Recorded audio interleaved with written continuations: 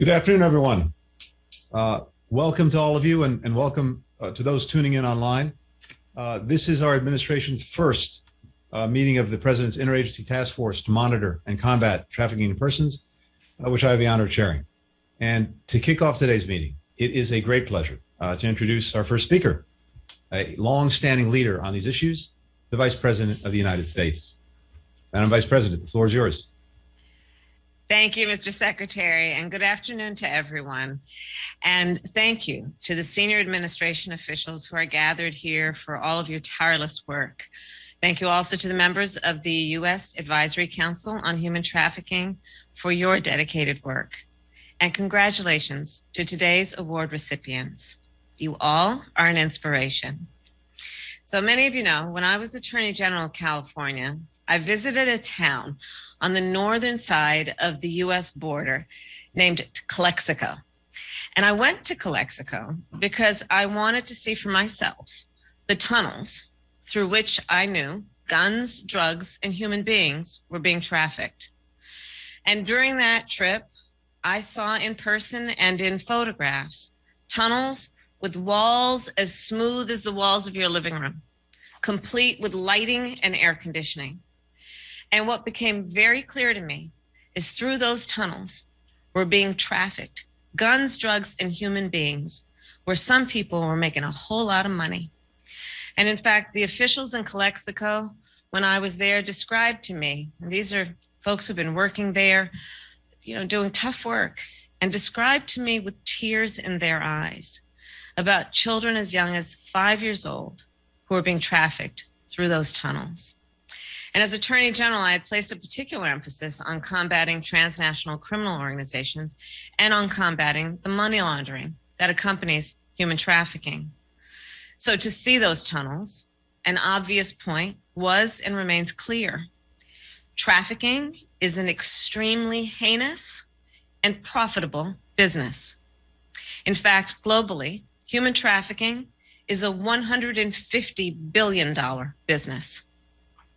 And let's be clear, when we're talking about human trafficking, we are talking about some human beings who are essentially buying and selling other human beings.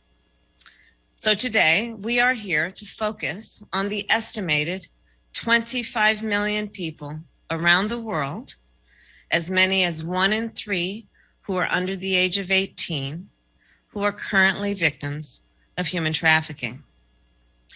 Now, to understand the severity of human trafficking, to take on the scourge of human trafficking, we must all understand that human trafficking is multifaceted. Human trafficking happens both abroad and right here in the United States. When I was Attorney General, we found that 72% of trafficking victims in California were born right here in the United States. In 2020 alone, there were 11,000 instances of human trafficking that were reported in the United States. And mind you, those were only the cases that were reported. Experts suggest that the number of people at risk has also grown during COVID-19.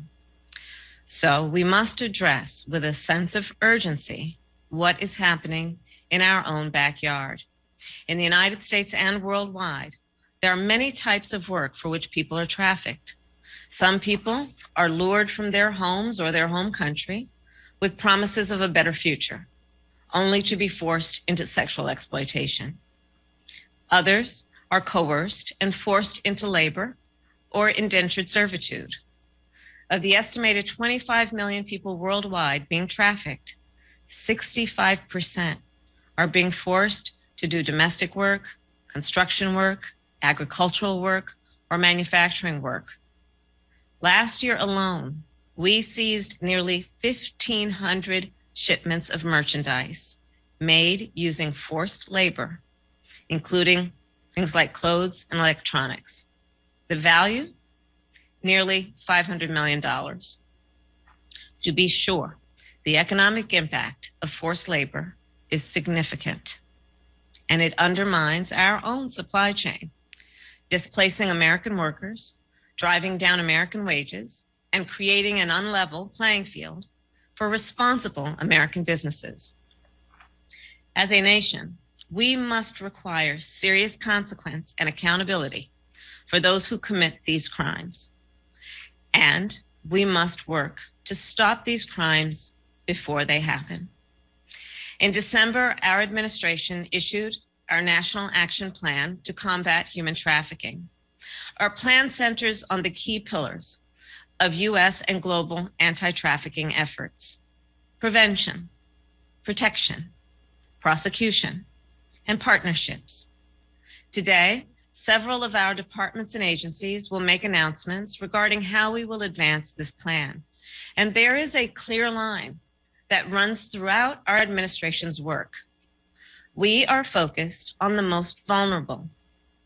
And based on my experience, the most vulnerable are women and girls, racial and ethnic minorities, LGBTQI plus people, indigenous people, people with disabilities, migrants, and children in the foster care system. When we identify who is most vulnerable, we can tailor our tactics and improve our strategy. We can look at what is putting communities at risk in order to improve our prevention efforts. And we can look at ways to reach those communities to ensure that support is trauma-informed and survivor-centered. In this work, our government, well, we need business leaders and nonprofit leaders, community leaders. We need all of you to partner with us. I have seen in my career the power of public-private partnership to address human trafficking. Whether it was the nonprofit that I teamed up with to support survivors, or the technology company I invited to help identify search terms that perpetrators were using. It is clear when we pool our resources and our expertise, we can maximize our impact. So those many years ago, after I visited Calexico and I saw the tunnels, I reached out to attorneys general from across our nation.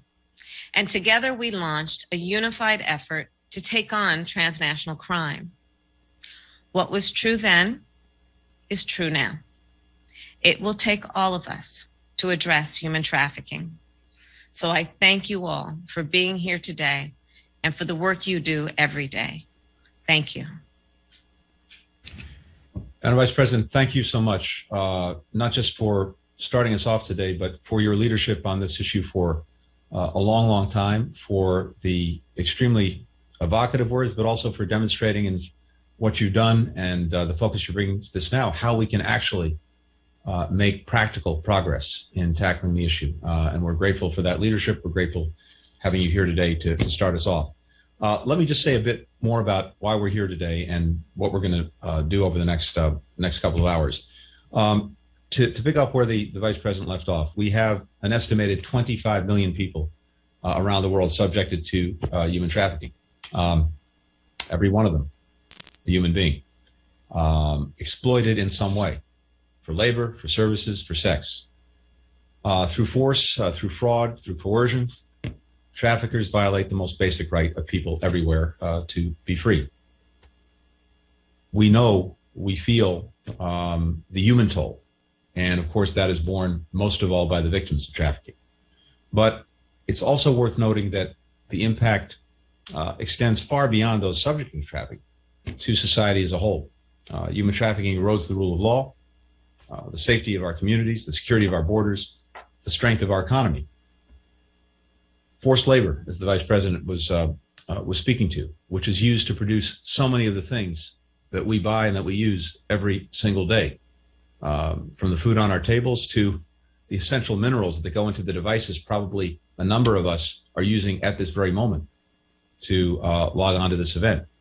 The use of forced labor gives an unfair advantage to businesses that exploit workers, hurts those that follow fair labor practices, and misleads consumers about the real costs of production.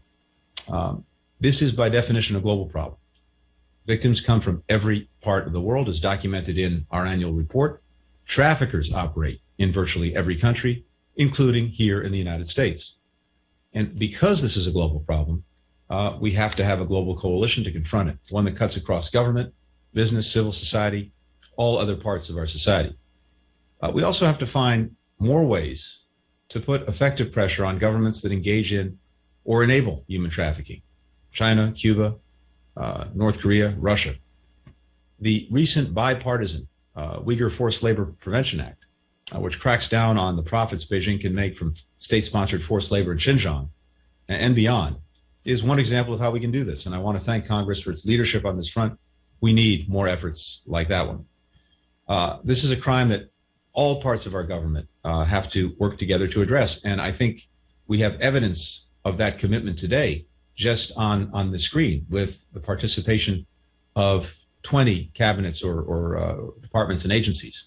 That shows, it demonstrates very vividly that this really is a whole of government effort. Every agency has a role to play, and our new National Action Plan provides a roadmap for how to do that.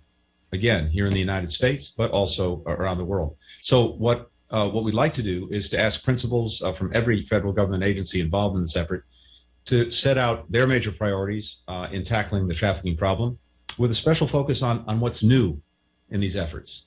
And let me just add that, this is an effort that has been underway for some years across multiple administrations. And a torch is passed to this administration to carry on the work, to dig even deeper, and to make genuine progress in combating trafficking. Before we hear from colleagues, I've got something that is a particular pleasure, and that is to recognize the recipients of the 2021 Presidential Award for Extraordinary Efforts to Combat Trafficking Persons. So if you will bear with me for a few minutes, I want to recognize the awardees. As the Vice President said, one of the core priorities of the new National Action Plan is to persistently work to engage survivors in every part of the anti-trafficking effort, from prevention to protection to prosecution. Survivors are uniquely positioned to ensure that our policies and strategies are victim-centered and trauma-informed, which is crucial to their effectiveness. And that's exactly what Tanya Gould, who spent decades at this, has been doing, a survivor of domestic sex trafficking. Tanya has dedicated her life to helping people who've been victimized by sexual violence. And she's made herself an indispensable ally of institutions and individuals working to help and to empower survivors. She's developed trainings that teach doctors and nurses what to listen and look for to identify trafficking victims and how to communicate in a way that's respectful and meets victims where they are. She helped the Department of Education improve its guidance to teachers, to counselors, and others in schools to prevent kids from being targeted, to spot warning signs of trafficking, and to support students who are survivors.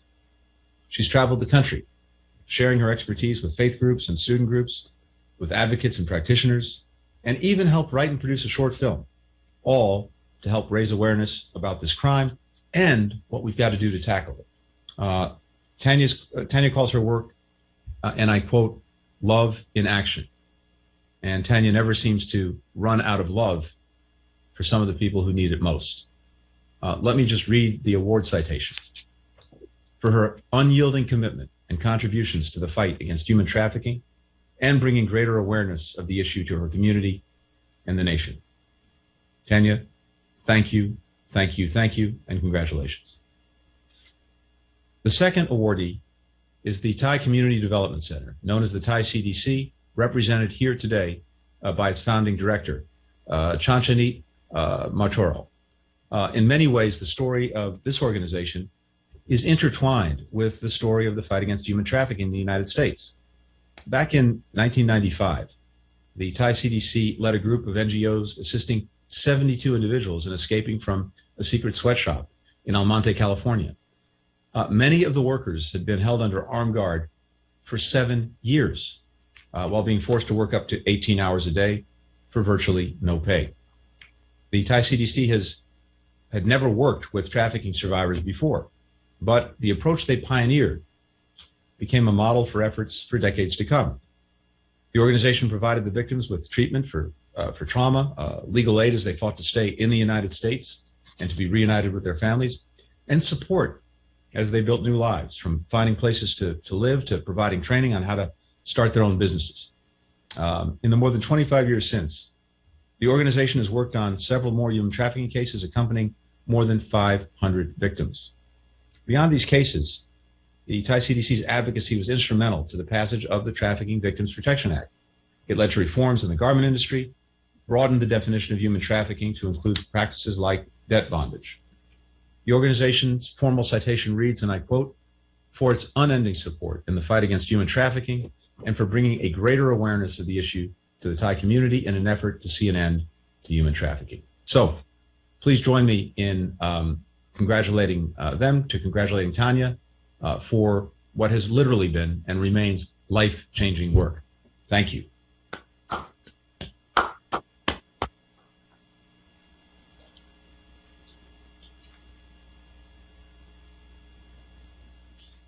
So thanks again to our awardees. Thanks for the recognition that everyone is giving them. And now to move on with the agenda.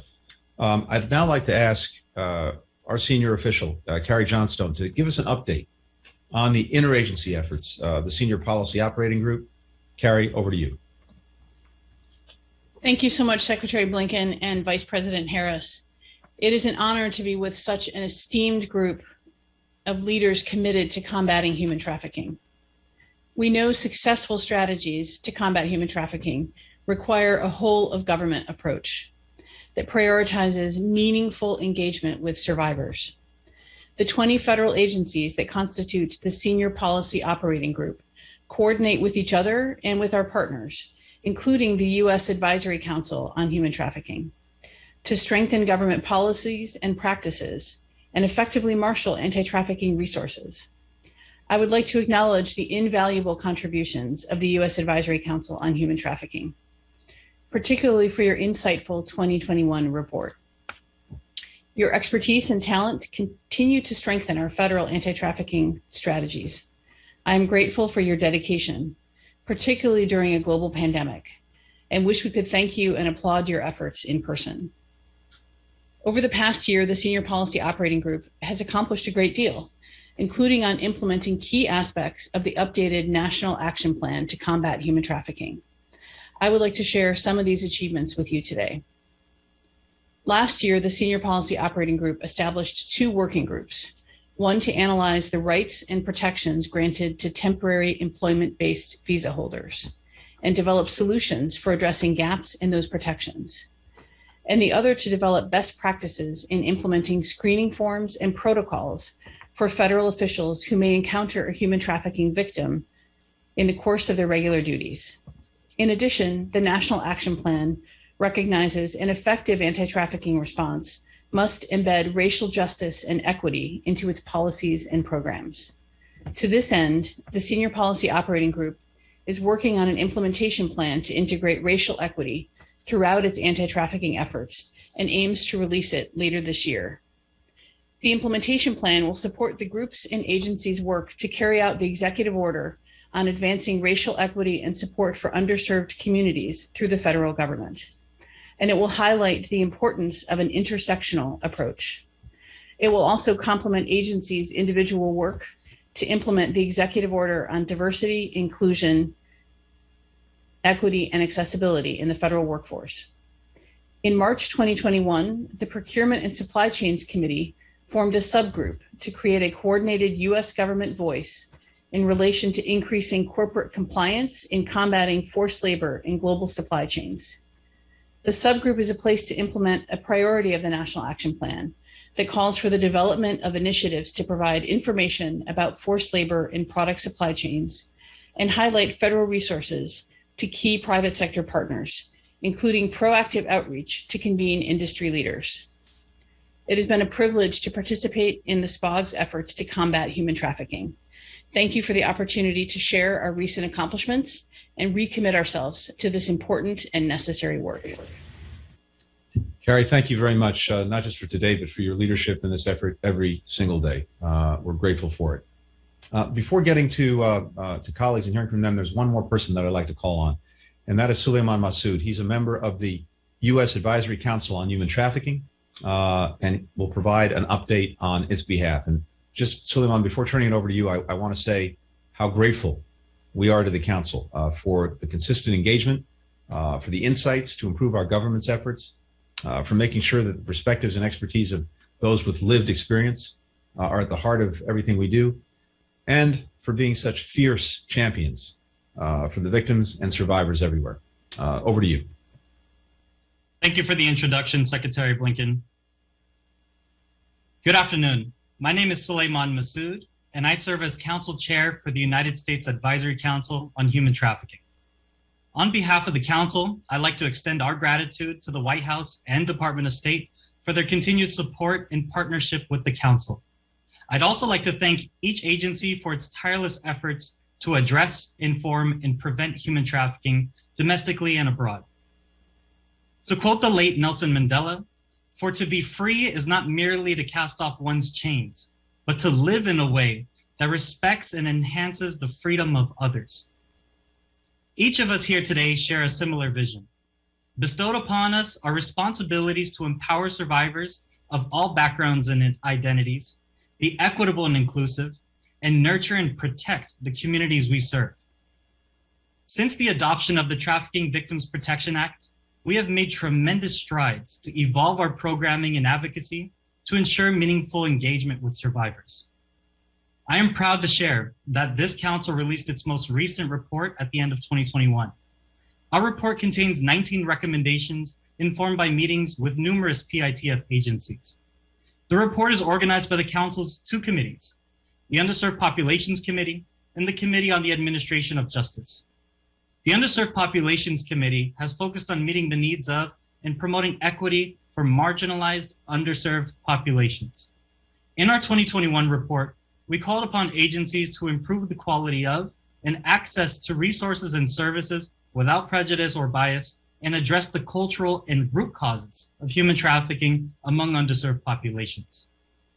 The Committee on Administration of Justice has sought to strengthen accountability efforts. In our 2021 report, we called upon law enforcement agencies to collaborate with survivors through a multidisciplinary approach, uphold the Victims' Bill of Rights to support victims and their families, and promote promising practices to increase prosecutions of various forms of trafficking. Our 2021 report and the updated National Action Plan to Combat Human Trafficking share an essential theme in common: partnership. Simply put, addressing human trafficking requires a multidisciplinary effort. Addressing human trafficking requires meaningful communication. Addressing human trafficking requires transparent accountability. And finally, addressing human trafficking requires that as this crime evolves, so must we in our responses and our partnership strategies.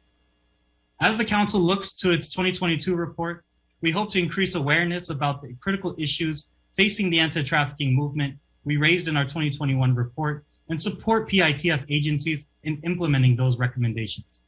I am grateful for the opportunity to speak to you all, and I look forward to prioritizing our partnership in the future. Thank you for your time. Suleiman, thank you very, very much. And really, it's hard to imagine better partners in this endeavor than the members of the council. So thank you so much for the work that we're doing together every day. Okay, so now I'm going to kick off hearing from all of our colleagues from all of the departments and agencies.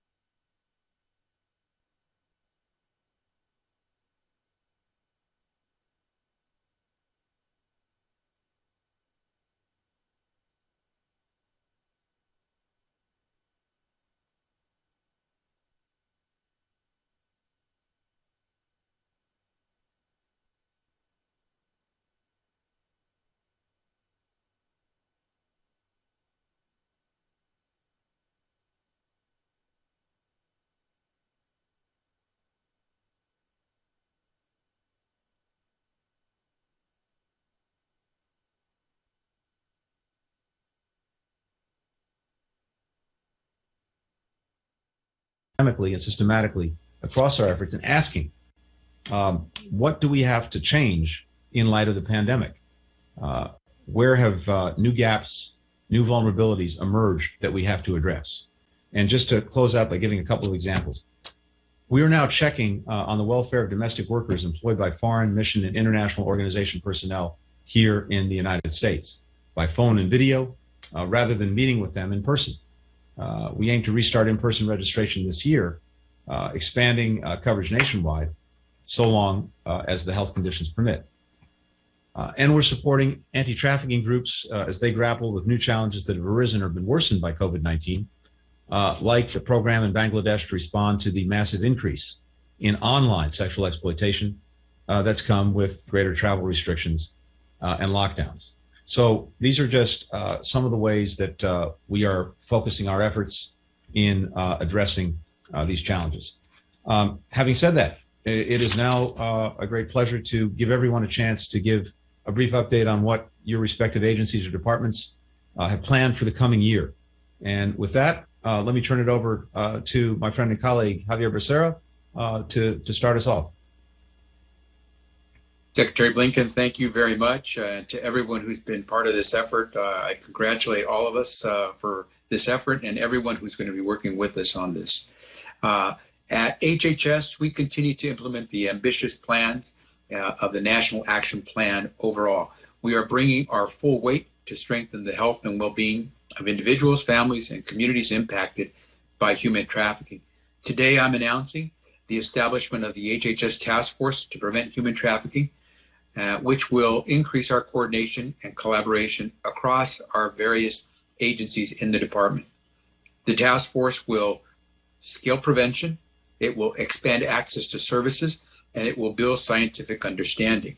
On prevention, we will release the department's first Human Trafficking Prevention Action Plan, incorporating lessons learned from the implementation of the Human Trafficking Prevention Education Demonstration Program. We'll incorporate gender and racial equity principles in the development of new public awareness and outreach strategies to better reach and reflect the diverse communities experiencing human trafficking. We will establish a technical working group to prevent forced labor in healthcare supply chains, to hold industry listening sessions to prevent human trafficking in direct care services such as child care and elder care, and we will publish information resources. On access, we will publish several funding opportunities with a strengthened equity-focused program design, including new grant awards focused on gaps in services for survivors of labor trafficking, child trafficking, and those in the Pacific region. We will coordinate with state, federal, and non-governmental organizations to further strengthen support for unaccompanied children at risk of human trafficking, and we will implement regional initiatives to increase access to key gaps in services, particularly substance use and mental health, housing, and economic mobility services. On building scientific understanding, we will release a supplemental issue of the Surgeon General's public health reports on what we have learned after 20 years of public health progress on human trafficking. We will issue a call for papers on the impact of COVID-19 on human trafficking and intersecting forms of violence, and implement research on demand and other underlying factors of human trafficking. And we will identify opportunities to open more data on human trafficking from relevant HHS programs, and will continue to modernize HHS's system for collecting data on human trafficking. We do all of this hoping to add to this opportunity to really tackle this issue of human trafficking. So in closing, we look forward to working with our federal and external partners to respond to human trafficking through a preventative approach that promotes innovation and advances equity in reducing structural barriers. Thank you. Javier, thank you so much. Thanks for that comprehensive laydown, and thank you for the extraordinary leadership that you're showing on this. It's my pleasure now to turn to the Secretary of the Treasury. Janet, over to you. Thank you, Tony. It's a pleasure to speak about Treasury's role in combating human trafficking. As many of you know, when federal agencies train people to recognize the signs of trafficking, They often give them very clear pictures. A person with very few belongings, for instance, who may be living with their employer and is unable to speak to you alone. The idea is there are identifiable signs of human trafficking. And if we're vigilant as we move about the everyday world, we can stop it. Well, the same holds true for the more arcane and numbers-driven world of the financial system. We can recognize the patterns of human trafficking there too. The fact that human traffickers launder their money through shell companies or cryptocurrencies or even traditional banks is not the worst aspect of their crime, but it is often the most effective way to catch them. One of the best strategies we have for ending modern-day slavery is following the money. At Treasury, we've spent the last 6 years developing the tradecraft to do just that, the expertise to recognize the patterns of human trafficking in money flows. In the past, we have worked with various financial institutions, hundreds of banks, pooling our information and piecing together which accounts belong to traffickers. This way, we could lock them out of the financial system and expose their crimes. We've continued that work this year in a few important ways. We've partnered with DOJ, DHS, and the gaming industry, for instance, training employees at more than 400 casinos to recognize when a human trafficker is trying to launder their money. We've also begun the important process of exposing who owns certain shell companies in this country. In some states, almost anyone can establish a company without disclosing the beneficial or actual owner. And this gives cover to all sorts of criminals, including human traffickers, to hide their illegal gains. And until recently, it would have been very hard to stop them. But in 2020, Congress passed the Corporate Transparency Act, which Treasury's Financial Crimes Enforcement Network, or FinCEN, is now beginning to implement. The law allows us to build a national database of who owns what shell company, something that will let us better expose and deter human trafficking. There's one final point I want to make. I think we have an obligation not just to go after the perpetrators of modern-day slavery, but to help the victims of it as well. And this is something we're thinking about at Treasury.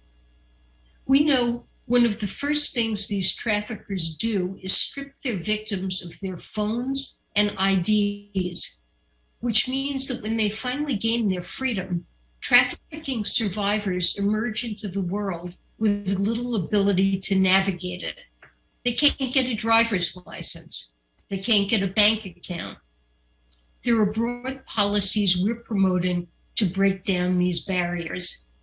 Digital ID is one, but we also have flexibility in our regulatory framework, which has allowed various banks to set up processes so that victims of human trafficking can get bank accounts and restart their lives.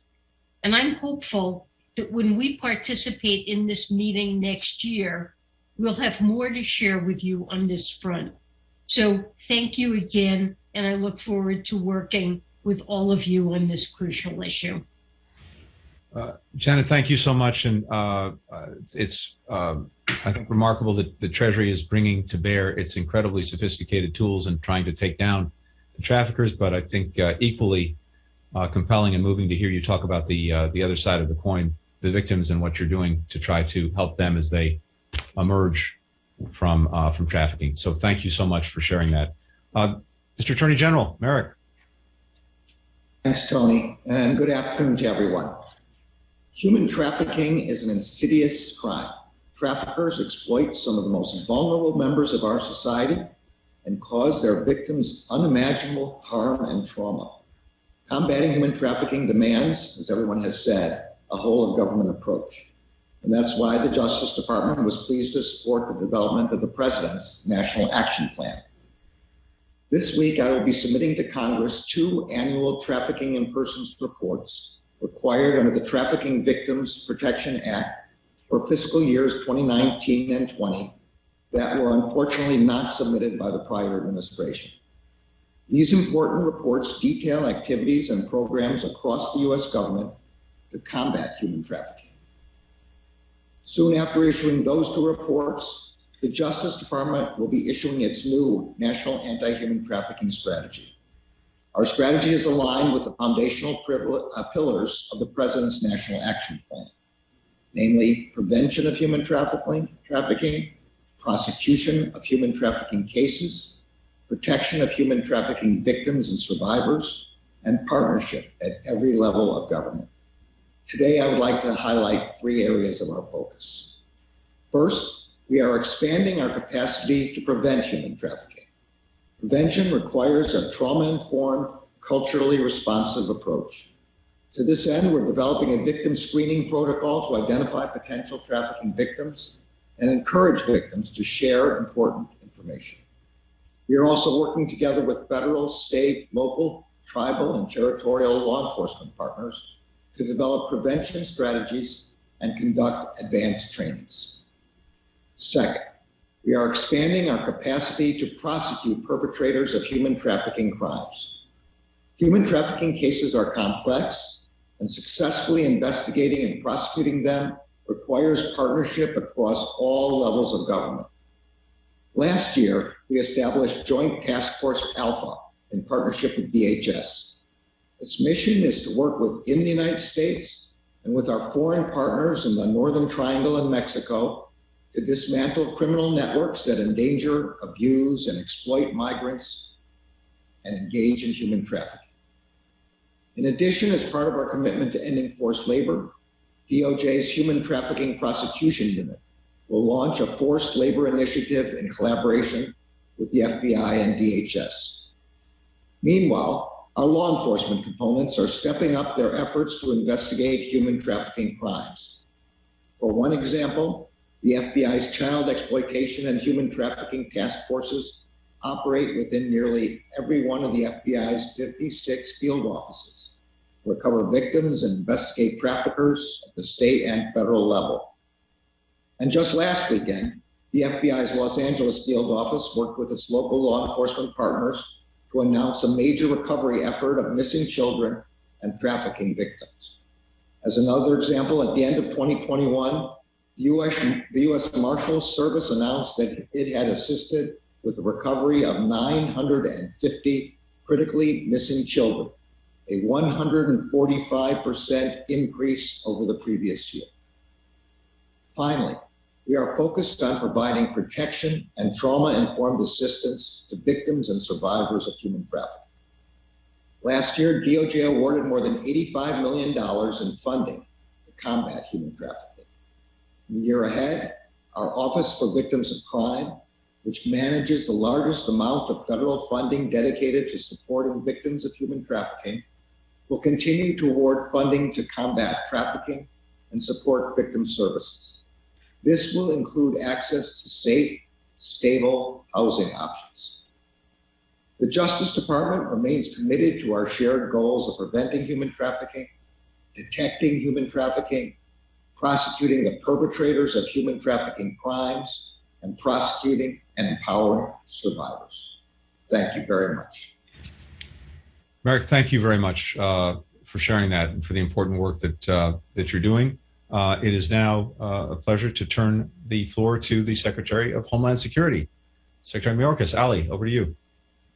Secretary Blinken, Tony, thank you so much for leading this effort on all of our behalfs.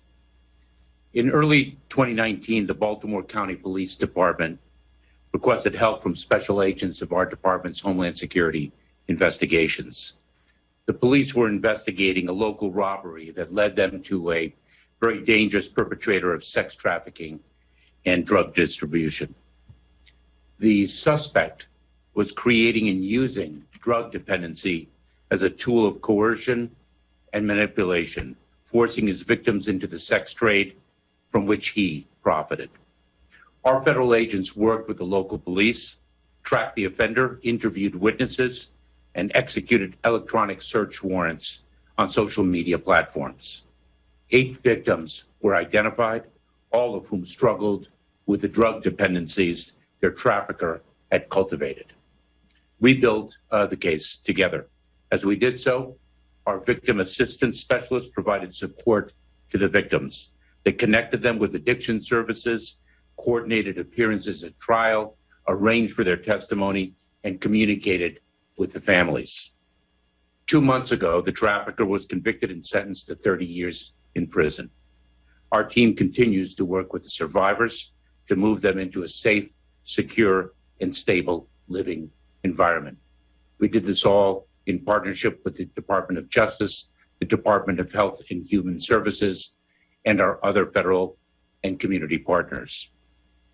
I'm very proud to be a part of today's event and to work in support of the task force, representing the dedicated public servants across the Department of Homeland Security, who in partnership with all of you, commit themselves to combating human trafficking every day. We do so because we understand profoundly that the dignity of every individual must be protected and every individual deserves safety. Tony, once again, thank you for your leadership, and we're grateful for the President's leadership and direction, including through his creation of our Interagency Task Force. We in the Department of Homeland Security do a lot to fight against human trafficking. During this past year, ICE's Homeland Security investigations made more than 2,360 human trafficking arrests and assisted more than 728 victims. U.S. Citizenship and Immigration Services approved 559 T visas for victims of trafficking.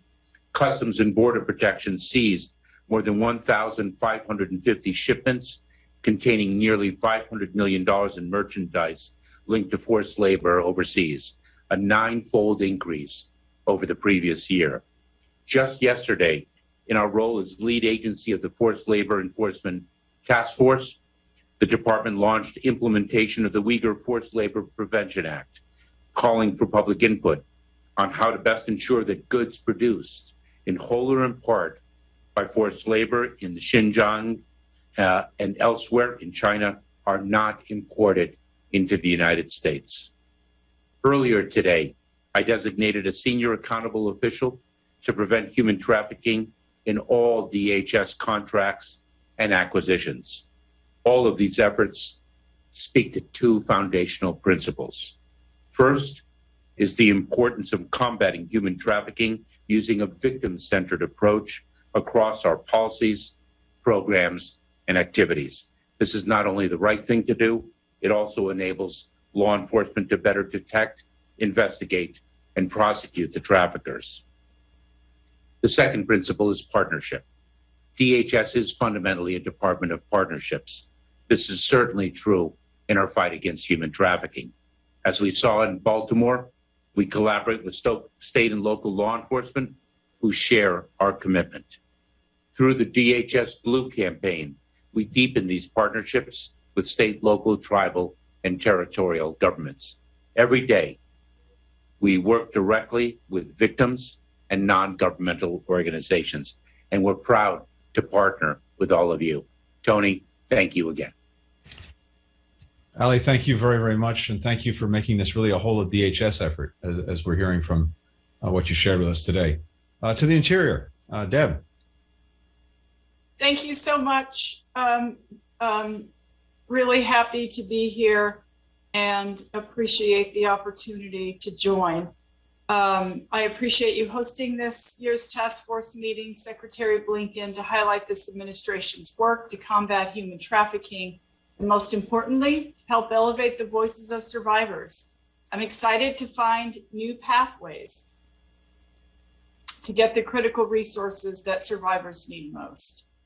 This administration has made public safety a top priority across all sectors, including human trafficking. I'm particularly pleased with the focus on the missing and murdered Indigenous peoples crisis, where there has been a historical lack of resources and attention and where human trafficking is prevalent. As stated in the U.S. Commission on Civil Rights Broken Promises report, Native Americans suffer from one of the nation's highest rates of crime and victimization, in large part due to the structural and jurisdictional barriers that criminal justice systems face in Indian country. This is why, as one of my first actions, I launched the Missing and Murdered Unit in the Bureau of Indian Affairs. This unit is focused on marshaling federal law enforcement resources to resolve cases of missing and murdered American Indians and Alaska Natives by working directly with tribes and the Justice Department to enhance data and evidence collection. At Interior, we have also prioritized implementation of the Not Invisible Act. This is an issue close to my heart. I know what it's like to worry if my sister's friends and relatives would go missing without a trace. I was a champion for this legislation in Congress and now have the honor of implementing this law with the help of Attorney General Garland as we establish the Not Invisible Act Commission. This commission will bolster intergovernmental coordination to identify and combat violent crime against Native Americans by establishing an advisory committee composed of law enforcement, tribal leaders, federal partners, service providers, and most importantly, survivors. The Not Invisible Act Commission will develop final recommendations and best practices for this administration to improve federal coordination, help resolve jurisdictional complexities, and find lasting solutions to missing persons and human trafficking cases that disproportionately impact Indigenous people. With the support of the entire Biden-Harris administration, we can address this crisis. We don't just need resources, we need federal leadership across all agencies to elevate a crisis response to help locate missing and murdered and Indigenous peoples who have been trafficked. We also need to prioritize victim resources for all communities, because if we're serious about ending cycles of abuse, we must invest in tools that prevent survivors from being victimized again. I'm proud to serve in this administration and on this task force. Thank you all for your commitment to center the voices of those who have been left behind. We must ensure that we do everything we can to address human trafficking and bring women and children home, regardless of their age, race, or economic background. Thank you so much again, Secretary Blinken. Secretary Holland, thank you, and thank you for the special focus that you're bringing so effectively to Native Americans. Now over to the Department of Agriculture. Secretary Vilsack. Tom.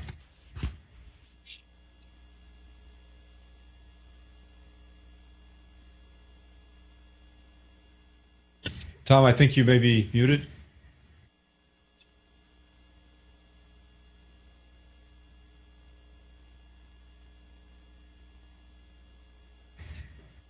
We are still not hearing. At least I'm not. Okay, try one more time. There we go. Sorry about that. I want to thank you, Tony, for this opportunity to be here today. And certainly we are honored to be part of the President's Interagency Task Force as we seek at USDA to strengthen our efforts together in combating human trafficking. Certainly want to thank the President and Vice President for their leadership and to acknowledge the extraordinary work of my colleagues on the Cabinet as have been outlined here today, especially that of the State Department. I'd like to highlight two ways in which we at USDA are involved in this whole of government mission to put an end to this devastating trafficking of persons. First, USDA is incredibly proud to be partnering with the U.S. Citizenship and Immigration Services to help encourage eligible individuals to naturalize and become U.S. citizens. You know, immigrants are a vital part of the fabric of this country, and for USDA, they play a very important role in the food supply chain. We also know that victims are less likely to go to the police if they are undocumented. That's why citizenship is so incredibly important. USDA's national programs connect with communities in both rural and urban environments and present a unique opportunity to reach many more immigrant communities, inviting them to fully participate in civic life as new U.S. citizens. In 2021, we launched pilot projects to help the U.S. Citizenship and Immigration Services better connect with agricultural workers in 4 key regions around the country in the Imperial Valley in California, the Rio Grande Valley in Texas, Central Florida, and in Central Pennsylvania. And we're looking to expand significantly that effort in counties across the United States in 2022. Additionally, USDA is providing 4 deliverables as part of the overall U.S. strategy for addressing the root causes of migration in Central America, focusing on economic insecurity and inequality. As part of this strategy, we are building resilience to address climate change and food insecurity, in particular, by increasing the number of communities and farmers served in Guatemala specifically. We're fostering a business enabling environment for inclusive agricultural growth through the Cochrane Fellowship Program for Guatemala, El Salvador, and Honduras. We're enhancing workforce development, health, and education services, notably through an extension and expansion of the USDA McGovern-Dole school feeding program. This $45 million investment will increase the number of communities and school children served via these programs in Guatemala and Honduras, and indirectly impacting the flow of migration by providing school meals and literacy education that reduces food insecurity. And we're enhancing school-based agricultural education and youth extension in Guatemala, helping to meet food needs through USDA's International Agriculture Education Fellowship Program. So I'm pleased to share our shared commitment across all federal departments to do our part, along with our fellow colleagues. It will take all of us, Tony, as you well know, in working together to address the deep systemic and underlying causes that lead to the tragic occurrences of human trafficking in our country and transnationally. Thank you for the opportunity to participate today. Tom, thank you very much. And I think, as we're hearing from colleagues, and as Tom just underscored, it is, I think, increasingly evident why this has to be and is, thankfully, a whole of government effort, because there are so many different angles to this and to dealing with trafficking effectively that really do call on the particular competencies and expertise that virtually all of our agencies and departments bring to bear on this. And we're hearing that, I think, very vividly this afternoon. So thank you, Tom. Over to the Secretary of Transportation, Pete. Well, thanks, Secretary Blinken. Good afternoon, and congratulations to the honorees, and thank you to all of my colleagues across the administration working together on this. Around the world, millions of people are trafficked through transportation systems. Victims are trafficked aboard airplanes, on buses, subways, trains, taxis, ships, private vehicles. And those who escape are often relying on transportation networks to get away. So we recognize that transportation has a vital role to play in the fight against human trafficking. This year, we're continuing our work with over 500 transportation leaders who have signed our pledge against human trafficking to train more than 1.3 million employees across all of the modes of transportation, just as we regularly train our 55,000 employees here at DOT.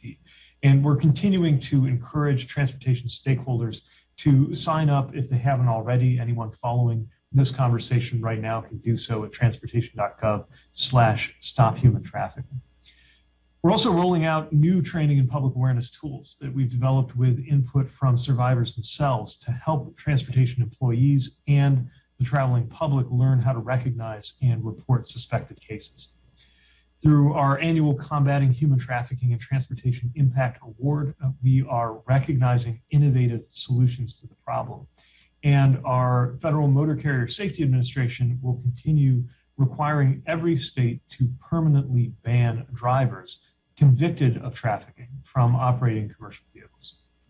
On the aviation side, we are partnering with Secretary Mayorkas and the Department of Homeland Security to expand the Blue Lightning Initiative, which is a training program that has already trained over 200,000 frontline aviation workers. And with ICAO, the UN's International Civil Aviation Organization, we're working on a comprehensive strategy to combat trafficking in aviation.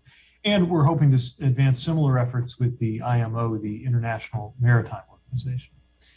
Finally, I want to mention that under the bipartisan infrastructure law, we are reestablishing DOT's Advisory Committee on Human Trafficking, which is going to work with the Attorney General's office to provide regular reports and information with best practices, recommendations, and analysis of human trafficking violations that involve commercial motor vehicles.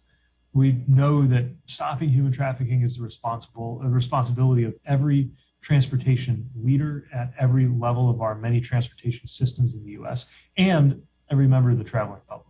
And with the training, resources, and will, we know that we can save so many people from the scourge of human trafficking across the many modes of transportation. Thank you again, and back over to you, Secretary.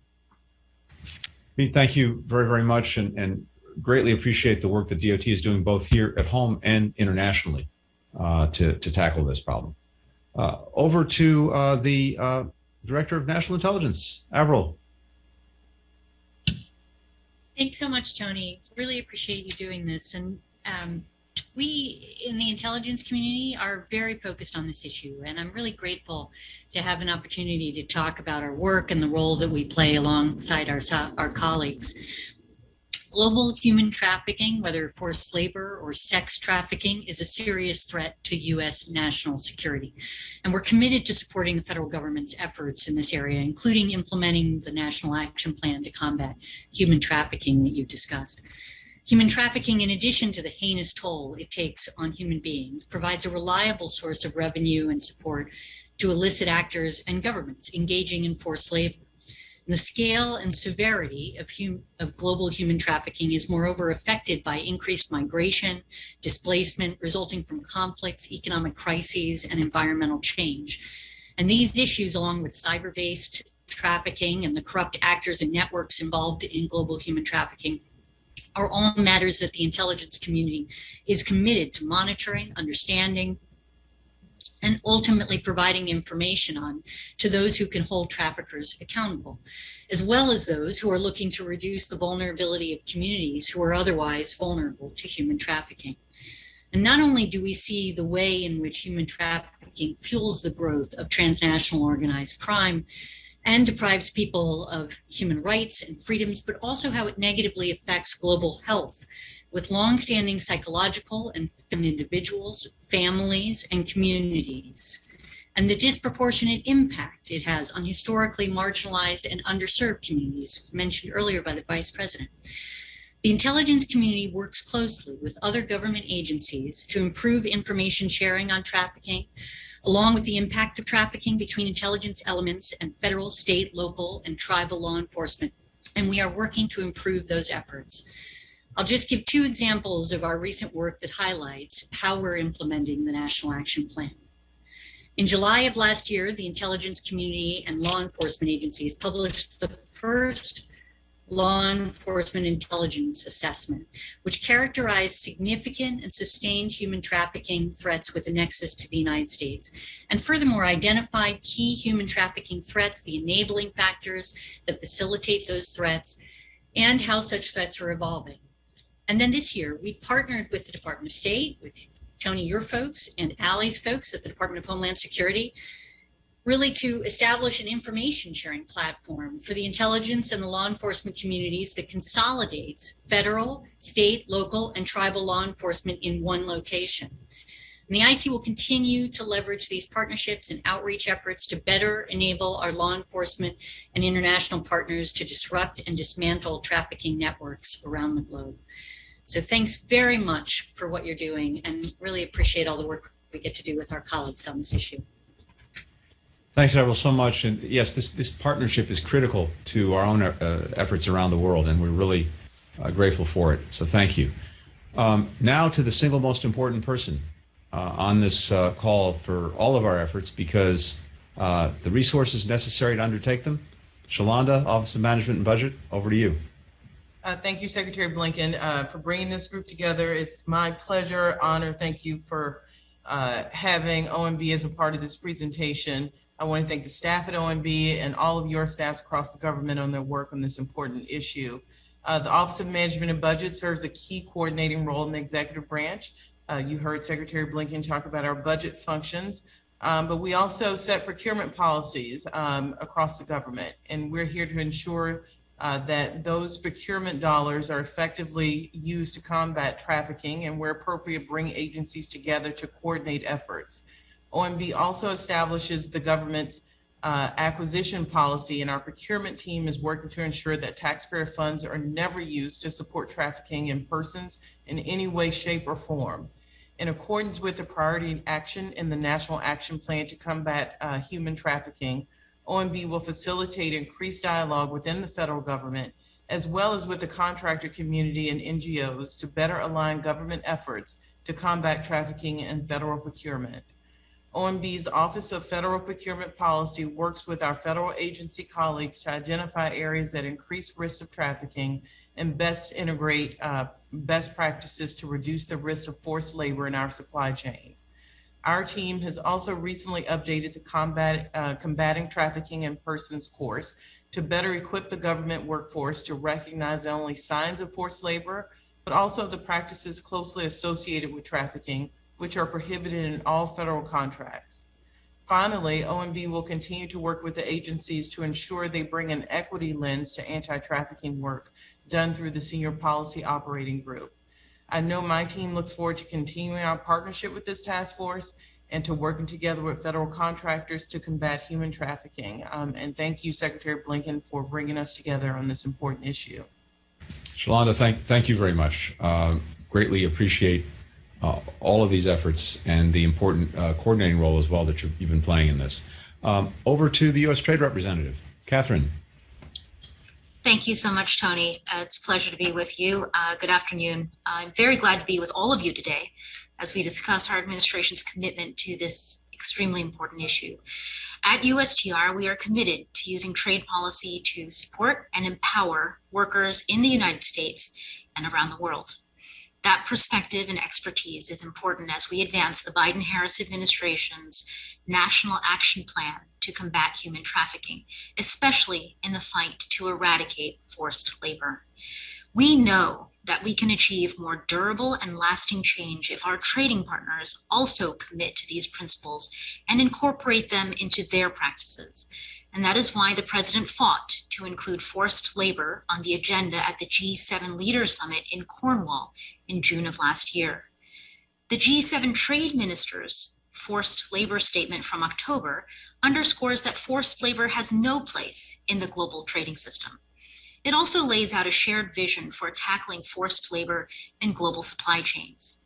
Eradicating forced labor is not just a moral imperative. It also is critical to protecting U.S. workers from unfair competition and raises global labor standards. As the United States continues to be a global leader in this effort, I am pleased to announce that USTR will develop our first ever trade strategy to combat forced labor. The development of the strategy will include a thorough interagency review of our existing trade policies and tools used to combat forced labor, including forced child labor, to determine areas that may need strengthening and gaps that need to be filled. We will use this analysis to establish objectives, priorities, new tools, and key action items to advance our goals. We will also create an inclusive process that maximizes input from stakeholders, including labor organizations, civil society, survivors, and the private sector. Finally, we will continue to advance this work in our trade engagements around the world. This will include continued work through the World Trade Organization fisheries subsidies negotiations to address the prevalent use of forced labor on fishing vessels. Using the Trade and Technology Council to develop concrete actions for the United States and the European Union to coordinate on combating forced and child labor. Monitoring and upholding our strong forced labor obligations under the United States, Mexico, Canada agreement to prohibit the importation of goods produced by forced labor. And finally, contributing our expertise on global supply chains in the implementation of the Uyghur Forced Labor Protection Act. By working with our trading partners, including those in the Indo-Pacific, we will demonstrate that we can raise global labor standards and provide an example for the rest of the world to follow. I look forward to continuing to work with all of you as we develop and implement the strategy. Thank you. Catherine, thank you very much, and thanks for the partnership on this. And it's really good to hear about the upcoming trade strategy to combat forced labor. So we're looking forward to seeing that. Thank you. And now to Ambassador Linda Thomas-Greenfield, the U.S. Ambassador to the United Nations. Linda. Thank you, Secretary Blinken. Last year, we worked with our allies and partners across the UN to ensure that combating human trafficking was a top priority in Vienna, in Geneva, here in New York, and throughout the UN system. At the 2021 Commission on the Status of Women and during the UN General Assembly, we fought for strong language in all of our resolutions and high-level declarations and underscored the importance of accountability mechanisms to counter human trafficking. We also actively participated in the UN's high-level meeting for the appraisal of the UN Plan of Action to combat human trafficking held in this past November. We stressed the importance of implementing the Palermo Protocol and the Global Plan of Action to combat trafficking in persons.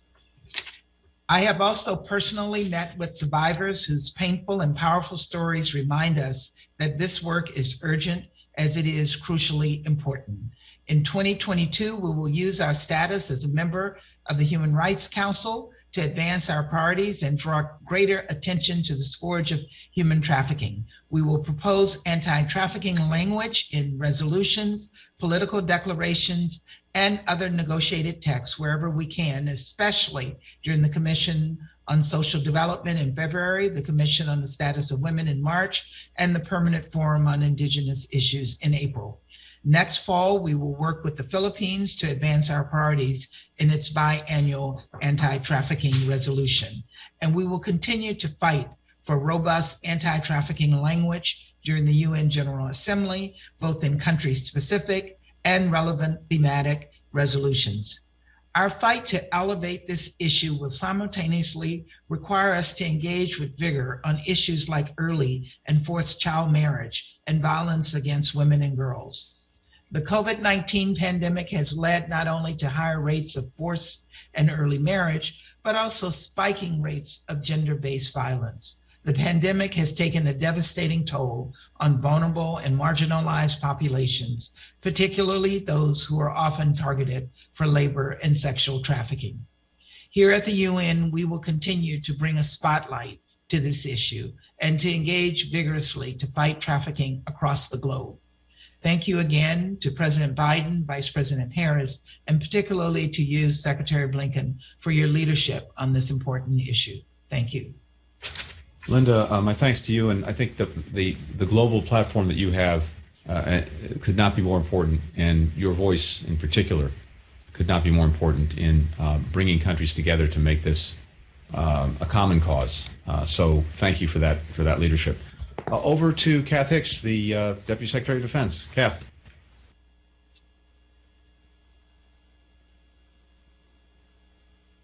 Kath, I think you're on mute. Great. Hopefully you can hear me now. Good. Good afternoon, Secretary Blinken. It's my pleasure to be representing the Department of Defense today on this important topic. At DoD, we've been actively engaged in monitoring and combating trafficking in persons through a dedicated Office of Combating Trafficking in Persons. The department has already released both a Combating Trafficking in Persons student guide and a companion parent resource guide. These are designed for military-connected high school students and their families to help them learn about human trafficking and how to prevent it through near-peer stories, survivor stories, and interactive quizzes. DoD has also developed the Survivors' Voices webpage on its combating trafficking in persons website. Through video and written narratives, this page features insights from survivors of trafficking, and it contains information to help others in similar situations. This year, we plan to add 6 to 8 more stories to the Survivor Voices webpage. More generally this year, we are focused on furthering our lines of effort, prevention through awareness training and outreach, addressing demand reduction, and engaging survivors. To date, we've already undertaken a number of activities to advance these priorities. Just this month, for instance, as part of National Human Trafficking Prevention Month, we've had 2 survivors speak at our quarterly Combating Trafficking in Persons Task Force meeting. In assisting DoD's Northern and Indo-Pacific commands in their work with Afghan refugees on designated U.S. installations, the department has prepared materials focused specifically on human trafficking in the Afghan refugee populations. We provided background information describing common types of trafficking in Afghanistan in English, Dari, and Pashto. Additionally, we've had materials prepared that provide the signs and indicators of trafficking, as well as specialized screening tools for interviewers. Looking ahead, we're working to develop a resource kit for all DoD personnel involved in contracting and procurement activities. This resource kit will be a user-friendly set of job aids, including one-pagers, short desk guides, checklists, case studies, and other resources, divided into 5 platforms that follow the contracting process. Each platform has a narrator to guide acquisition personnel through the platform. And our Combating Trafficking in Persons Office also has sponsored 3 U.S. Air Force contracting officers for their Naval Postgraduate School Master of Business Administration research project. Their work focused on identifying gaps in human trafficking awareness in DoD acquisition. DoD will now work to implement their recommendations relating to workforce training and creating an online tool for filtering procurement data. In short, through initiatives such as these, we at the Department of Defense will continue to do our part in monitoring and combating trafficking in persons. Thank you so much, Tony. Kat, thank you very much for sharing that and for the leadership that DoD is showing on this. Now we go to the Department of Commerce. Don Graves. Oh, Mr. Secretary, thank you for the opportunity to join my colleagues across government to speak today about the Department of Commerce's contributions to the administration's efforts to combat this scourge of human trafficking. Tony, as you and everyone else on this task force knows, protecting global human rights is central to our values as Americans. We have a responsibility to address violations, particularly against the most vulnerable populations. While the Commerce Department is relatively new to this task force, our agency plays a unique and important role, particularly in addressing the important use of forced labor. Using its export control authority, Commerce's Bureau of Industry and Security contributes to these efforts by restricting exports of certain items to entities found to engage in activities that are counter to the national security or the foreign policy of the U.S., including the protection of human rights. BIS has added 15 commercial and government entities to the entity list because of their implication in human rights violations, and specifically the use of forced labor. All 15 of these entities were found to be involved in the use of forced labor of Muslim minorities in China's Xinjiang Uyghur Autonomous Region, and are now subject to comprehensive export controls. Our efforts to combat human trafficking also relies on the immense expertise of the International Trade Administration. American businesses, both here and abroad, are some of our best resources against the use of forced labor in global supply chains. ITA's deep knowledge of supply chains in various industries allows us to provide insight to our private sector partners to assist in identifying and addressing the use of forced labor. ITA is implementing one of the National Action Plan's priority actions by leading a robust interagency effort to develop guidance and direct industry to critical information that will allow businesses to establish their own policies and procedures to prevent the use of goods and services made with forced labor. One of the key industries that has historically been plagued by illegal and unjust labor practices is the seafood sector. The National Oceanic and Atmospheric Administration's expertise with the seafood supply chain is critical in our work to identify potential forced labor practices on fishing vessels, as well as seafood products that may have been produced using forced labor. NOAA's contributions include strengthening existing initiatives to develop due diligence standards and market-based solutions to eliminate economic incentives to forced labor in the fishing industry, as well as partnering with like-minded countries to promote safe and decent working conditions. Looking ahead, Commerce will continue to fully utilize its resources in advancing our commitment to protecting human rights and promoting our American values. I look forward to partnering with you on this important work. So thank you for your leadership, Tony, for the great work that's being done across the administration, and thank you again for the opportunity to speak this afternoon.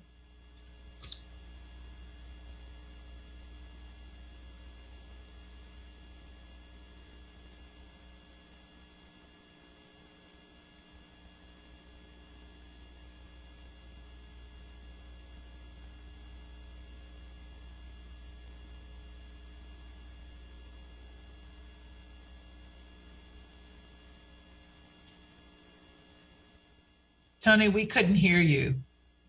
I'm sorry. My apologies. I think I was on mute this time. I was just thanking Don for the vital role that Commerce is playing, and now to another very critical player in these efforts. Julie, over to you and the work of the Department of Labor. Thank you so much, Secretary Blinken. It is great good to be with all of you today. I actually worked on trafficking-related cases for a long time as an attorney and in trafficking, including with today's honoree Chan. Brave garment workers trafficked from Thailand and forced to work behind barbed wire and under armed guard in an apartment complex outside of Los Angeles was something I saw and was inspired by firsthand. That case was one of the catalysts for the federal law establishing this task force, and I carry the lessons learned and the sense of urgency from that case to my position in this administration. In my time as the Deputy Secretary of Labor, I've already seen some terrible cases of human trafficking, and I'm grateful for the Vice President's acknowledgement of the fact that these abuses are not limited to any one industry or geographic area or community. The Department of Labor is often the first government authority to witness and report abusive labor practices. Whether it is in farms, hotels, factories, or restaurants, we work with sister agencies across federal and local authorities so traffickers are brought to justice. A recent case, Operation Blooming Onion, was an interagency effort that uncovered Central American migrant workers being forced to dig onions with their hands at gunpoint on farms in Georgia. These types of abuses have no place in our labor market or global supply chains. In addition to ramping up our referrals over the coming year, we will also continue to work to ensure that all trafficking victims in the United States receive the back wages that they're entitled to under the law. We know that in the US, trafficked migrant workers are often reluctant to come forward, as others have already said, fearing deportation. Under Secretary Walsh's leadership, the Department of Labor is exploring ways to expand protections for victims who have employment-based non-immigrant visas and those without legal immigration status. Our Wage and Hour Division plans to issue new guidance on the certification of U and T non-immigrant visa applications to our staff so we can protect survivors of human trafficking and encourage them to come forward. We will also work more closely with foreign governments to ensure that the recruitment of overseas workers for US jobs is fair and free of exploitation. To better equip the department's investigators to combat trafficking, this year we're providing internal training to our investigators on indicia of trafficking and on taking action that is, as the Vice President and Secretary Blinken said, trauma-informed and survivor-centered. We will step up our engagement with local human trafficking task forces and partners who have relationships with communities at risk. Department of Labor's role. Additional resources in identifying both forced labor, identifying those goods. In the coming year, we will be looking closely at abuses in this research in September 2022, along with my experience in this space has shown that the more we vilify or discount immigrants and workers, the more invisible and vulnerable we make them. Secretary Walsh and I and the entire Department of Labor look forward to continuing to work with our interagency partners and other key allies in the United States and abroad, and all of our colleagues on this task force to combat and end the egregious form of worker abuse that is human trafficking. Julie, thank you very, very much, and including for that all too evocative example of the operation that you're working on. Over now to the Department of Education, the Deputy Secretary, Cindy Martin. Thank you very much, Secretary Blinken. Like my colleague Julie just said, as a teacher and a vice principal and a principal and then superintendent, most recently in San Diego, I saw firsthand the risks that our students faced in our city. San Diego being a border city and a major port, commerce, and entertainment city. So I cannot understate the importance of identifying, preventing, responding to human trafficking as an issue that I personally take very seriously, seeing the impacts of our students on our students. And then I know the entire education community and the ecosystem can see how important that our role is so that we can prevent and protect. And we do it with the evidence-based practices that are going to help with awareness, identification, and response to incidents. Just a small fact that human trafficking from recent accounts in San Diego alone was an $810 million industry. And it put San Diego as one of the top 13 cities in US for human trafficking. That's just at that scale. I know cities all around the country are grappling with this reality, and the roles that our schools and institutions can play in response can't be understated. There are solutions that we can build together, and we do it through this really powerful interagency collaboration and a laser focus. Because I saw firsthand when we do that, I saw it as a local leader taking that understanding along with the partnerships with local law enforcement, community organizations, how it helped us come up with real solutions on the ground that made a real difference for students.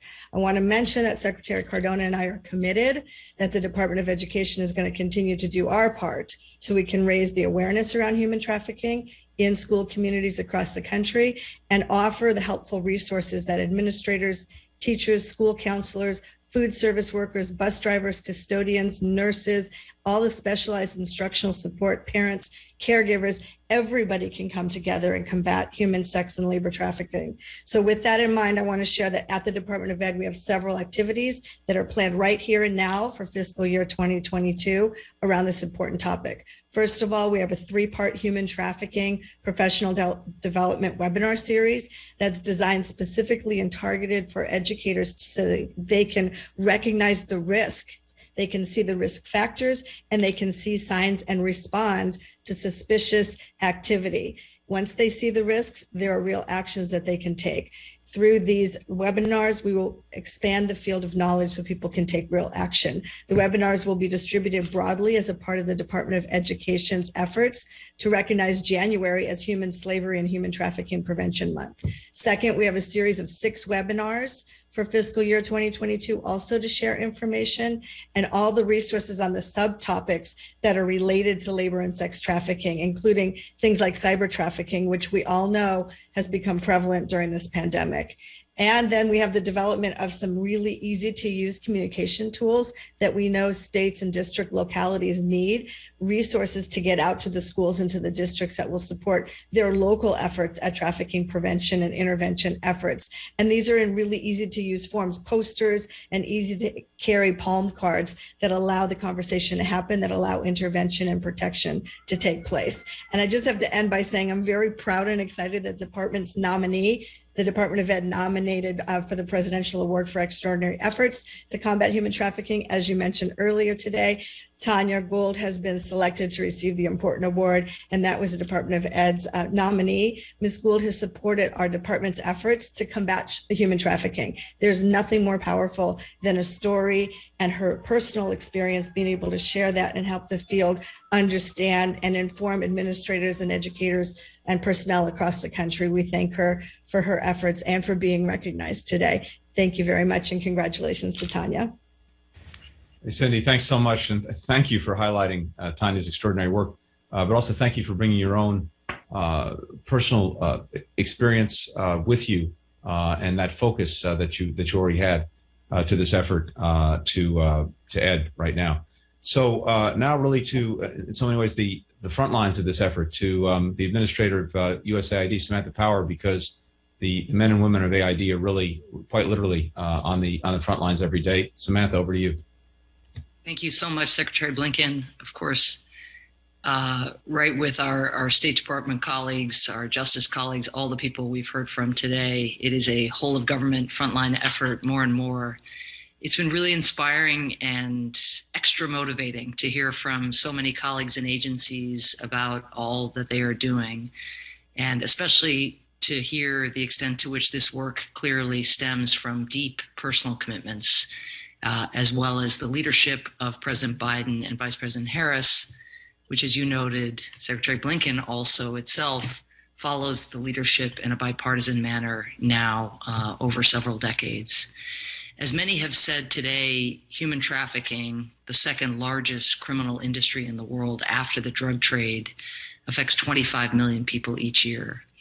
Today, I want to just start by talking about one person who has given us permission to share his story, Saiful Islam. Saiful was the youngest of 7 children born to a poor family in northeast Bangladesh.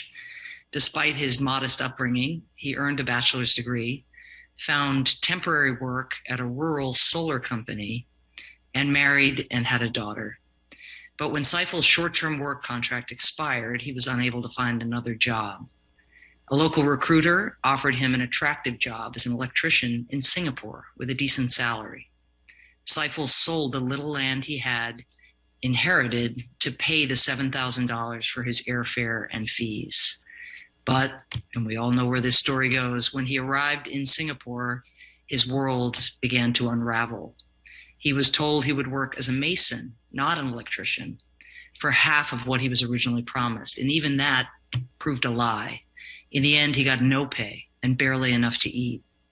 After a year of fundraising by his wife, he was finally able to afford a ticket home, having lost his land and his money, and he had no better prospects than he had had before.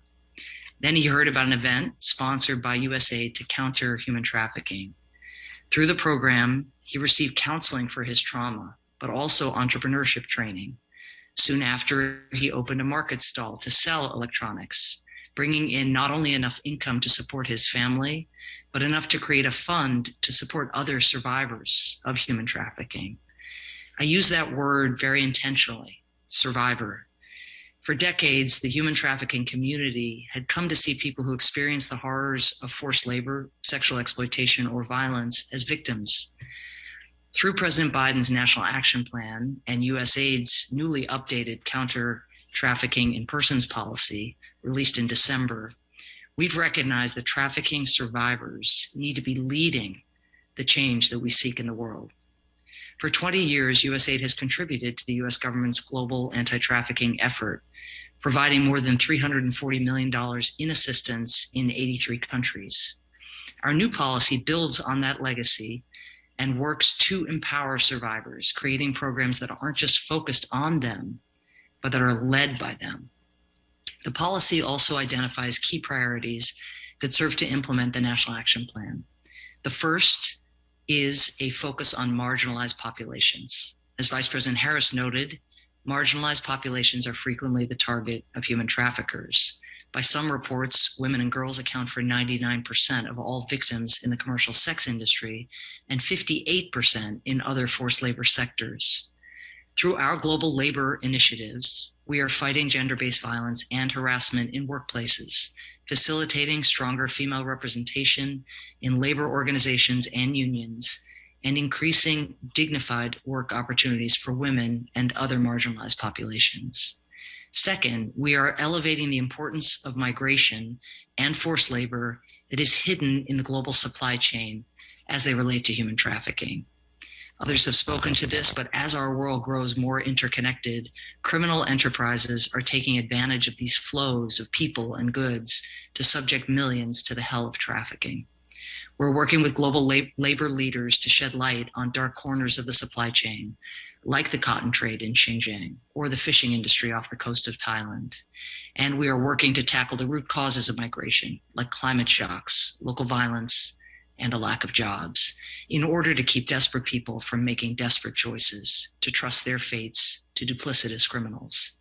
Finally, we are prioritizing partnerships with local organizations in the countries in which we work, organizations like the one Saiful established to counter trafficking and protect survivors on the front lines of this fight.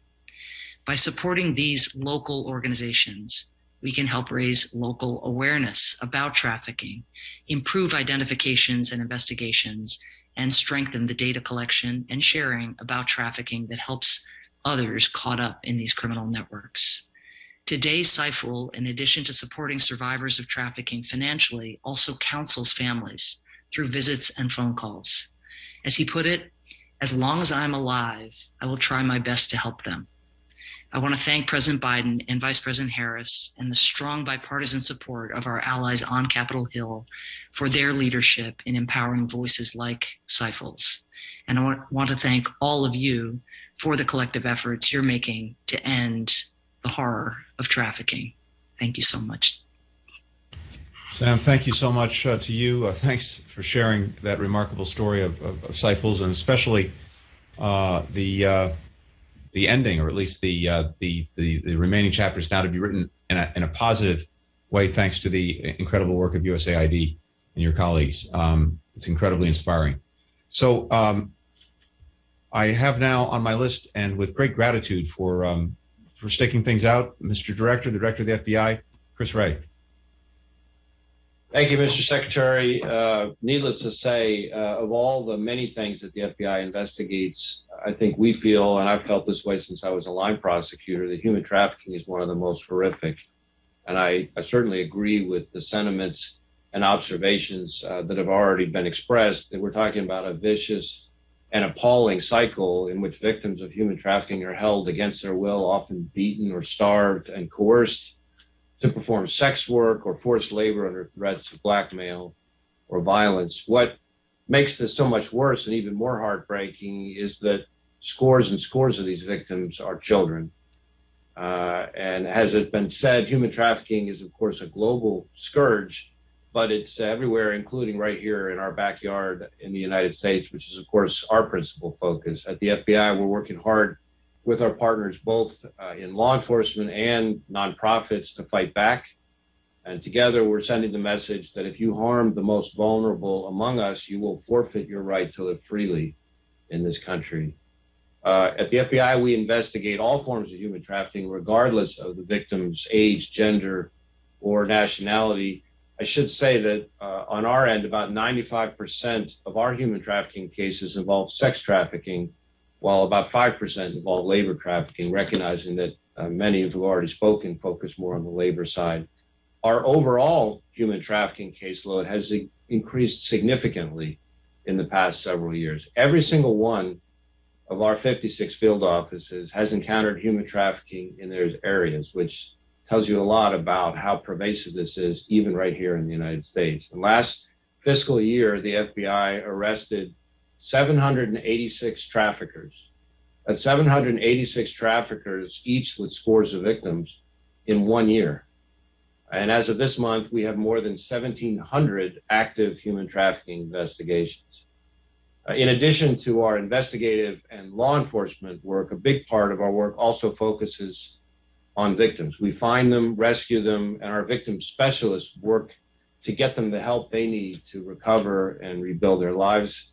That includes helping them with everything from getting access to food, clothing, housing, translation services, and support throughout the legal proceedings, which can, in their own right, be incredibly stressful.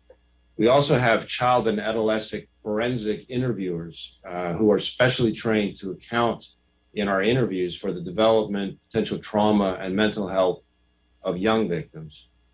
Going forward, we're, of course, going to be doing our part to carry out the National Action Plan to combat human trafficking. We're going to continue to work human trafficking cases across our entire enterprise, ensuring that we follow as you said, Mr. Secretary, a victim-centric, trauma-informed approach. And we're going to keep doing all of that, working hand-in-hand with our partners to continuously update our training, strengthen our investigations and prosecutions, and develop more effective strategies to combat these horrific crimes and make those who perpetrate them pay the price, not only by holding them accountable through criminal conviction and punishment, but also by seizing the proceeds of trafficking and seeking forfeiture of their assets. Our mission at the FBI is to protect the American people, and protecting kids in particular, the most vulnerable among us, is what drives so many in the FBI to join in the first place. And it's work that inspires us and drives us, and we're proud to do it. And we're thankful for the help of our many partners, and we're going to keep doing this work for as long as it takes. So thank you, Mr. Secretary. Director, thank you. Thank you for the vital work that the Bureau does. Thanks for putting the spotlight as well on the children, on the youngest survivors of trafficking, and all the focus you're bringing to that. So over now to the U.S. Equal Employment Opportunity Commission and its chair, Charlotte Burrows. Charlotte, thanks for sticking things out as well.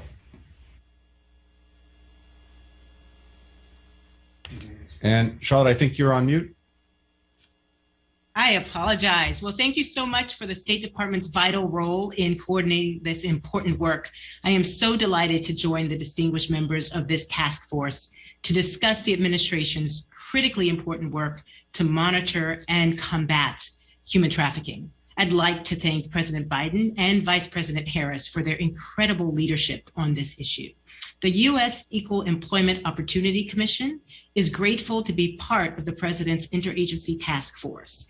And as part of our efforts to protect the human and civil rights of all workers in the United States, the EEOC has an important role in the fight to end human trafficking through its litigation, outreach, and external partnerships.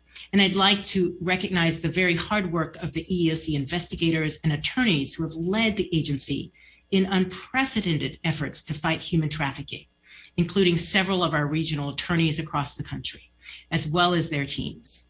We have at the EEOC recognized that all workers have a right to dignity and respect, including workers from immigrant, migrant, and other vulnerable communities who are disproportionately affected by human trafficking. Ensuring that right benefits all of us, our society, and our economy. And human trafficking violates our most common values and really lowers the bar for all.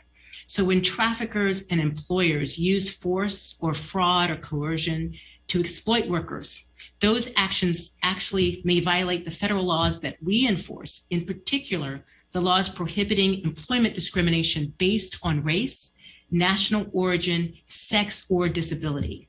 For example, this past May, the EEOC collected $4.8 million on behalf of a class of Thai workers who were subjected to egregious trafficking and discrimination based on their race and national origin.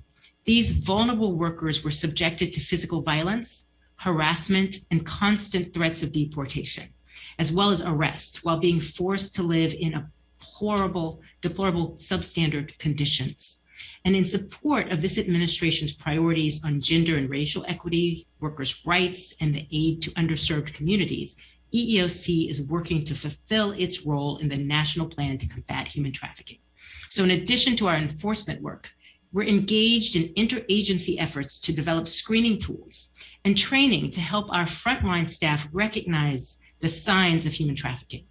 We're continuing our outreach to educate the public about EEOC's role in trafficking issues. And in fact, over the last fiscal year, held over 70 agency events on trafficking that helped more than 35 attendees learn about our work. We're expanding partnerships with federal agencies, non-governmental organizations, and international partners so that we can help stakeholders understand when trafficking violates employment laws and how to get relief for victims. And finally, we're planning to roll out new materials on trafficking for our Youth at Work training program for high schoolers who are entering their very first jobs. So I thank you for the opportunity to share EEOC's ongoing efforts to combat and prevent labor trafficking, and I look forward to the work ahead. Charlotte, thanks very much for sharing the important work that EEOC is doing. We're grateful for it. And finally, I turn the floor over to Jen Klein, the co-chair of the White House Gender Policy Council, and I believe also to Liz Sherwood-Wandel for the White House's perspective on this. Jen, Liz.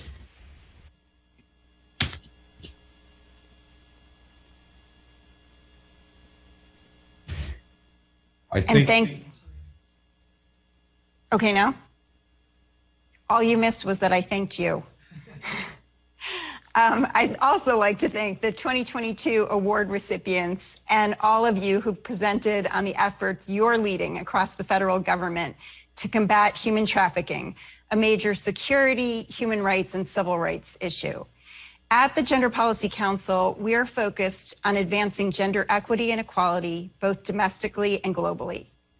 We recognize the effect of human trafficking on the most vulnerable members of our society, as well as the ways in which underlying social and economic circumstances can increase vulnerability for marginalized groups. including for women and girls, LGBTQI+ individuals, people of color, individuals with disabilities, migrants, and other members of underserved communities, as you've heard already today. The executive order that created the Gender Policy Council called for the development of the first ever national strategy on gender equity and equality to help guide a whole of government approach to advancing our commitments. In the National Gender Strategy released this past October, we identified 10 interconnected priorities and highlight the importance of taking an intersectional approach across our work. The National Gender Strategy underscores that our commitment to combating human trafficking is intertwined with our commitment to advancing equity. It also recognizes that trafficking is a multifaceted issue and must be tackled through a broad range of tools and interventions. The priorities outlined in the national strategy, including advancing women's economic security, preventing and responding to gender-based violence, and promoting gender equity in our justice and immigration systems, and advancing human rights at home and abroad, are critical elements of this fight. The National Gender Strategy also reinforces the government-wide approach the administration is taking that you've heard about today to prevent and address human trafficking, outlined in the revised National Action Plan to combat human trafficking. And it underscores that to make progress toward ending this scourge, we must address related issues. This includes efforts to address economic insecurity and mitigate the disproportionate risks facing low-wage workers, such as restaurant and janitorial workers, migrant workers, including farm workers, and those who work in conditions of isolation, including domestic workers and home health aides. It also includes our efforts to address the impact of trafficking on missing and murdered Indigenous people. We'll have an opportunity to highlight and expand our work around this particular issue later this year when the United States hosts the 4th Trilateral Working Group on Ending Violence Against Indigenous Women and Girls with the governments of Mexico and Canada. Throughout our work, we're grateful for the leadership of survivors and the dedication of all of those who are on the front lines every day, providing services and support for survivors of human trafficking. In particular, we want to thank the members of the U.S. Advisory Council on Human Trafficking for your service and contributions. And now I'm pleased to turn it over to Liz Sherwood-Randall, the National Homeland Security Advisor, to outline the way forward. Thank you very much, Jen, and thank you so much to Secretary Blinken, my friend Tony, for hosting this extremely meaningful event. In addition to congratulating the recipients of the Presidential Award, I also want to thank each of you because this has been such an inspiring discussion to hear about the strength of our team in countering this incredibly pernicious phenomenon and in marshaling all of the resources that we can bring to the fight. I'm grateful for the opportunity to speak at the end of this gathering, and I'm only sorry that we aren't able to do this together in person. Human trafficking is evil, pure and simple.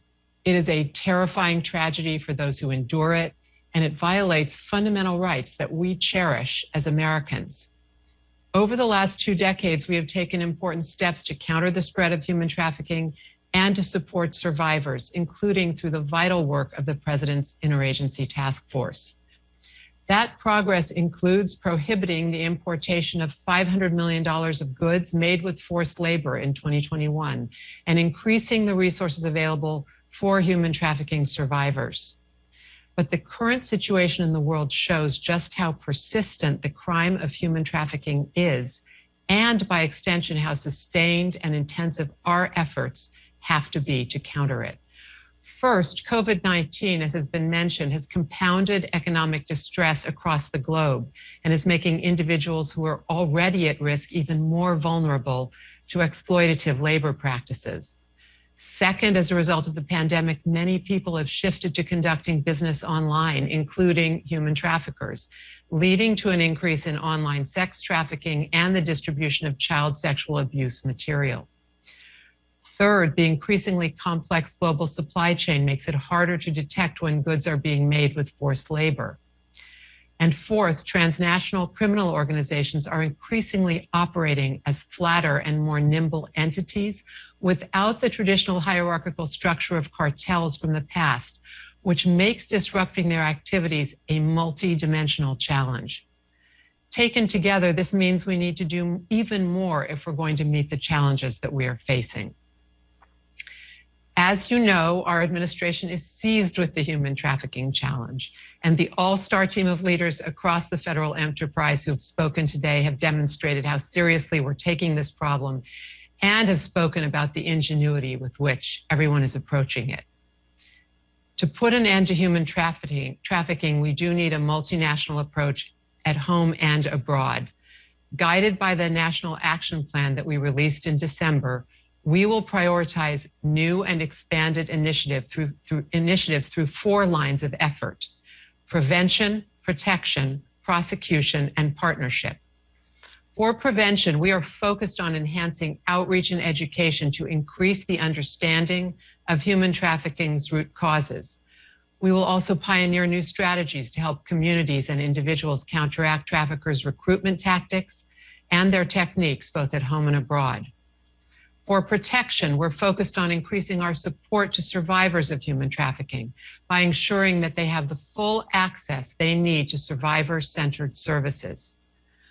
For prosecution, we are focused on effectively leveraging all of our law enforcement tools to hold those who abuse their power and exploit vulnerable populations accountable. As part of these efforts, we will work to implement a new executive order signed just a few weeks ago that will bolster our capabilities against transnational criminal organizations engaged in human trafficking and other activities. For partnerships, we're focused on leveraging our domestic and international relationships with foreign governments, with NGOs, and with associations of state, local, tribal, and territorial officials to identify new threats and vulnerabilities and trends, and then to develop collaborative implementation plans so that together we can increase our effectiveness in countering human trafficking. Human trafficking obviously doesn't happen in a vacuum. In addition to our targeted efforts that have been outlined today by various departments and agencies, we will also be linking our anti-trafficking initiatives to our wider efforts to counter transnational organized crime and illicit financing, to counter mis- and disinformation, to advance gender and racial equity, to expand the rights and dignity of working people, and to promote safe, orderly, and humane migration. In sum, we recognize how big the problem is and will tackle it in a big way. As we look to the year ahead, we will continue to work with each of your departments and agencies to implement the updated National Action Plan and to translate our ideas into action. And with that, let me thank you again and turn this back to Secretary Blinken for closing remarks. Liz, thank you so much for really wrapping things up in a very effective way and also pointing us forward. Let me just say to all of our colleagues across the government, to our expert partners, to our awardees, to everyone who has logged on and listened in today, thank you. Thank you for joining us. Thank you for the work that so many are doing every single day to help the survivors, to hold traffickers accountable, to make our institutions and our communities better at preventing this crime. And I especially want to thank the teams behind those of us who are on screen today, because even as we come together today in this one afternoon, we know that every single day, the women and men that we have working with us are doing the job, getting it done, helping us make progress. So I want to thank each and every one of them for the work that they're doing. I don't think there's a goal that is more worthy of our time, our ongoing efforts, or more aligned with our values as Americans than helping to give back to people a sense that they matter, as Tanya has put it, that they are imbued like all of us with innate dignity, with the right to be free. And that's what this anti-trafficking work is all about. And simply put, thanks to each and every one of you for your part in doing it. And we look forward to the work ahead and to getting even more results, to being more effective, to delivering for those who've survived, and to making sure we're doing everything we can to prevent this scourge from moving forward. So thanks to everyone. Appreciate all the time, and we'll see you in the days and weeks ahead. Thank you.